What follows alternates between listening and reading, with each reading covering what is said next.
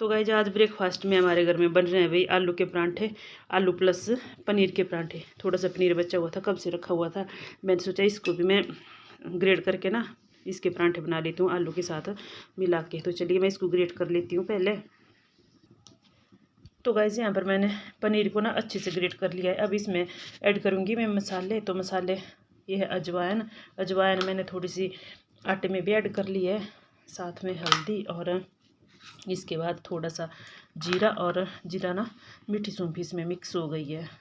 और ये फिर पिसा हुआ मसाला इसमें सब कुछ मिलाया हुआ है मैंने जब इसको पिसा है, धनिया वगैरह। और साथ में डाल दूँगी अब मैं इसमें रेड चिल्ली, और ये घर की मिर्ची अभी मैंने मिक्सी जार में पीसी, तो इतनी सी काफ़ी है। और साथ के साथ फिर यहाँ पर ऐड कर दूँगी मैं, ये है हरा धनिया और लहसुन की पत्तियाँ। इनका टेस्ट ना आजकल बहुत ही अच्छा आता है, बड़े स्वाद पराठे बनते हैं।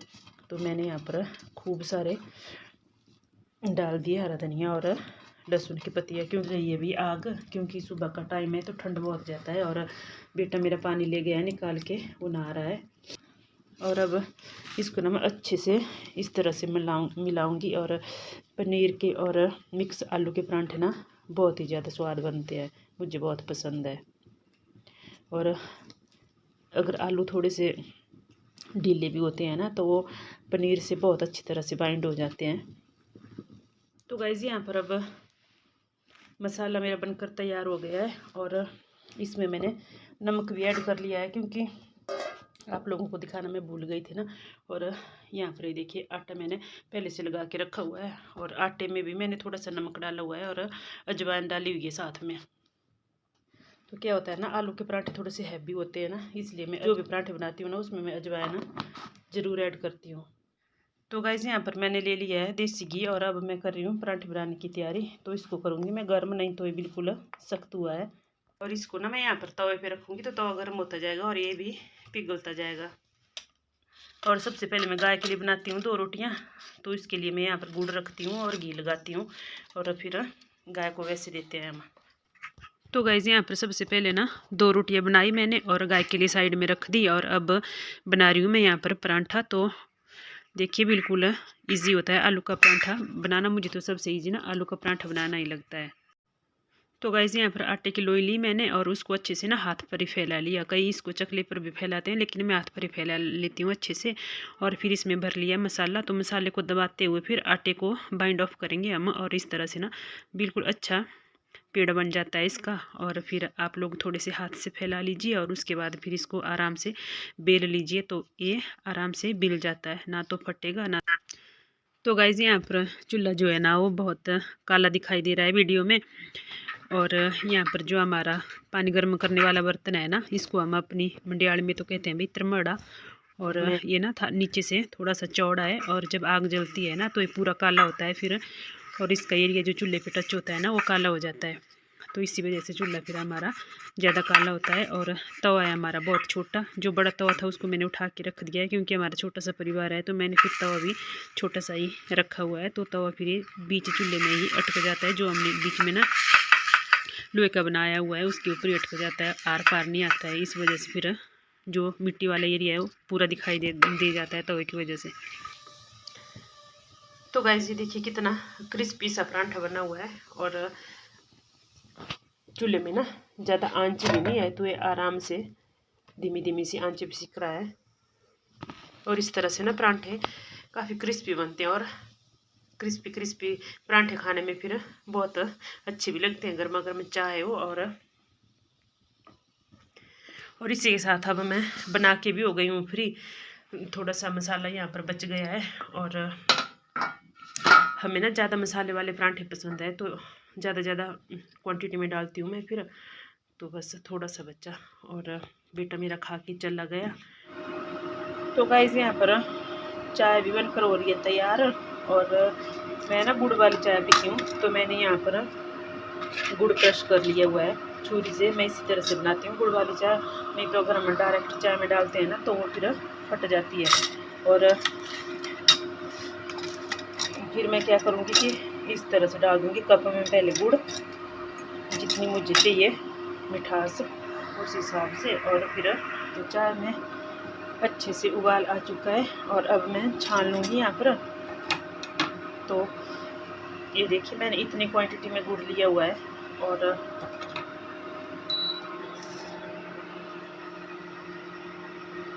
इसी में मैं डायरेक्ट इसको छान लूँगी इस तरह से,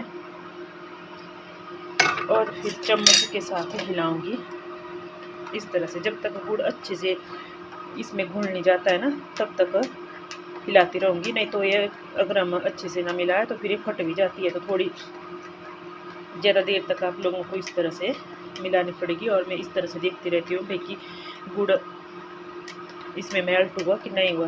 और जब तक अच्छे से मेल्ट नहीं हो जाता ना, तब तक मैं ऐसे ही हिलाती रहती हूँ। और गुड़ की चाय ना सर्दियों के लिए बहुत अच्छी होती है। सर्दियों में तो मैं अक्सर सर्दियों में गुड़ की चाय पीती हूँ। तो गाइस ये देखिए गुड़ ना अच्छे से मेल्ट हो चुका है, अब बिल्कुल भी नहीं आ रहा है चम्मच में, और चाय भी देखो बिल्कुल भी नहीं फटी हुई है। तो मैं इसी तरह से बनाती हूँ और इस तरह से ना अच्छी बनती है। तो गाइस आज की ब्रेकफास्ट बनकर हो गई है तैयार, आलू प्लस पनीर के परांठे और साथ में गुड़ वाली चाय और साथ में देसी घी। गर्मा गर्म ब्रेकफास्ट का मैं ले लेती हूँ आनंद। और साथ में खिल चुकी है प्यारी सी धूप, और सुबह की धूप बहुत ही प्यारी लगती है भाई। तो चलिए मैं कर लेती हूँ ब्रेकफास्ट, मिलती हूँ फिर आप लोगों से। Hello everyone, good morning, Radhe Krishna, जय माता दी गाइज। कैसे हो आप सब लोग? आई होप सभी लोग अच्छे होंगे, स्वस्थ होंगे, मस्त होंगे और अपने अपने घरों में बिल्कुल ठीक होंगे। तो गाइज अभी सुबह का टाइम है और 11:30 हो रहे हैं। तो मैं हो गई हूँ फ्री सारा काम करके। आज पोछा वगैरह कुछ नहीं लगाया क्योंकि वीरवार है। तो वीरवार के दिन है ना, मैं ना तो कपड़े धुलाई करती हूँ और ना ही पोछा लगाने का काम करती हूँ, इसलिए झाड़ू ही लगाया। और उसके बाद फिर किचन की सफाई की। सुबह के बर्तन थे जो ब्रेकफास्ट के, वो सारे साफ़ करके स्लैब स्लूब पूरी साफ़ करके उसके बाद अभी चढ़ा के आई हूँ दाल, क्योंकि लंच में फिर बनता है दाल चावल। तो हमारा लंच प्लस डिनर ही बनता है। तो मैं बनाऊँगी फिर 4 बजे तक बनेगा मेरा खाना। और आज ना जुकाम हो गया कल से थोड़ा सा, तो आज नहाई भी नहीं हूँ, बस मुंह धोया अभी। और कंघी थोड़ी रुक के करूँगी क्योंकि मैंने ना काफ़ी दिनों से मैं ना तेल नहीं डाला हुआ है। तो मैं सोच रही हूँ कि आज तेल डाल लेती हूँ। और मैंने तेल बाहर धूप में रखा हुआ है नारियल का, वो आजकल सख्त हो गया है तो फिर प्रॉब्लम होती है निकालने के लिए। और शीशी भी दूसरी वाली है, तो वो थोड़ा सा मेल्ट हो जाएगा ना तो निकल जाएगा, फिर कटोरी में निकालूंगी मैं। तो थोड़ी देर के बाद धूप में बैठ के मसाज करूँगी। और तब तक मैं थोड़ी सी, मैंने कपड़े रखे थे धो करके, उनकी कब से सोच रही थी कि तय करूँगी, लेकिन हो नहीं रहा था। कल भी हम चले गए थे कहीं पर, और फिर आजकल एक तो ऐसा होता है कि भाई कपड़े एक दिन में सूखते नहीं है, 2 दिन सूखने के लिए ले लेते हैं, उस हिसाब से भी फिर टाइम लग जाता है। तो अभी सोच रही हूँ कि भाई मैं उनकी तय कर लेती हूँ। तो गाइस यहाँ पर ना कपड़ों की भी मैंने तय कर ली है, इतने सारे कपड़े थे।